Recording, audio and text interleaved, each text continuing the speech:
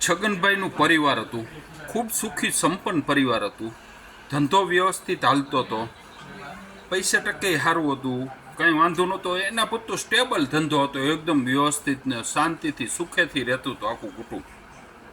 હવે પરિસ્થિતિ એવી થઈ કે એના ધંધાના હરીફ ઊભા થયા, ધંધામાં કંઈક નુકસાની આવી, મુશ્કેલી આવી, આવું બધું થયું છગનભાઈને.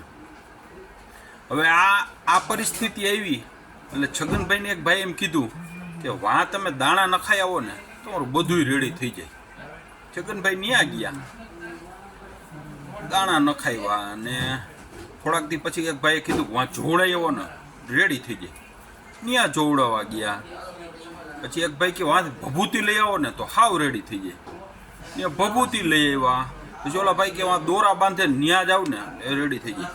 ને ન્યા બધે જાય ને એટલે એમાં ગેપ પડે, મહિનો દી પછી આવવાનું, 2 મહિને આવવાનું, 2 દી વિધિમાં બેહવાનું, આટલી વસ્તુ સામગ્રીને લેવાની.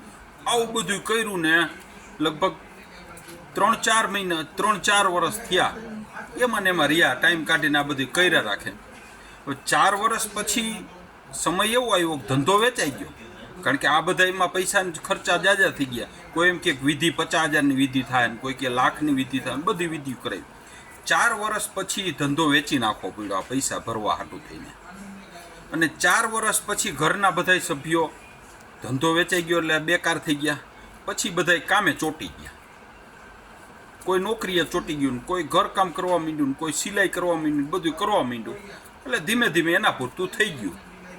હવે છગનભાઈની આ પરિસ્થિતિથી હવે સામે મગનભાઈને આવું થયું. મગનભાઈની ધંધામાં નુકસાની થોડીક આવી, હરીફો વધી ગયા, આવા બધા પ્રશ્નો આવ્યા.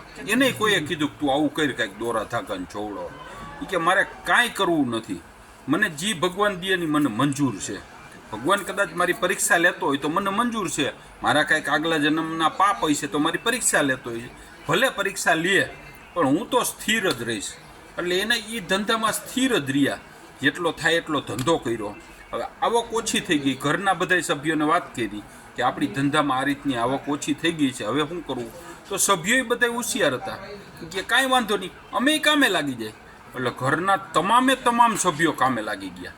લેડીઝ હતી તો કોઈ મોતી પોરવવાનું કે ઓલું કે કાંઈક લઈ આવવા માંડ્યા. છોકરો ભણતો તો સાઈડમાં નોકરી કરવા માંડ્યો. પછી આ ભાઈને ધંધામાંથી 2 કલાકનો ટાઈમ બચતો, રવિવારનો ટાઈમ બચતો, એ ટાઈમમાં નોકરીએ જવા માંડ્યા, કામ કરવા માંડ્યા. બીજા બધા પ્રોગ્રામો બંધ કરી દીધા. ક્યાંય બહાર જવાનું, બહાર જમવા જવાનું કે ખોટી રીતે આટા મારવાનું, બધા પ્રોગ્રામ બંધ કરી દીધા. અને આખું ઘર કામે ચોંટી ગયું. ધંધો તો થોડોક ડીમ પડી જ ગયો હતો. હવે 4 વર્ષ પછી પરિસ્થિતિ એવી થઈ કે ધંધો પાછો ધીમે ધીમે લાઇટમાં આવી ગયો, હાલવા માંડ્યો. અને આ બધા જે કામે ચોંટી ગયા હતા ને, એ પૈસા જે ભેગા થયા ને નાની એવી પ્રોપર્ટી લેવાઈ ગઈ. એટલે એ પરિવાર એકદમ સુખી થઈ ગયો, ધંધોય જળવાઈ ગયો ને બધાય સુખી થઈ ગયા. એટલે હવે આમાં એક વિચારજો, છગનભાઈનું ડિસિઝન સાચું છે કે મગનભાઈનું ડિસિઝન? બરોબર ને? ભીખાલાલનું આવું માનવાનું છે.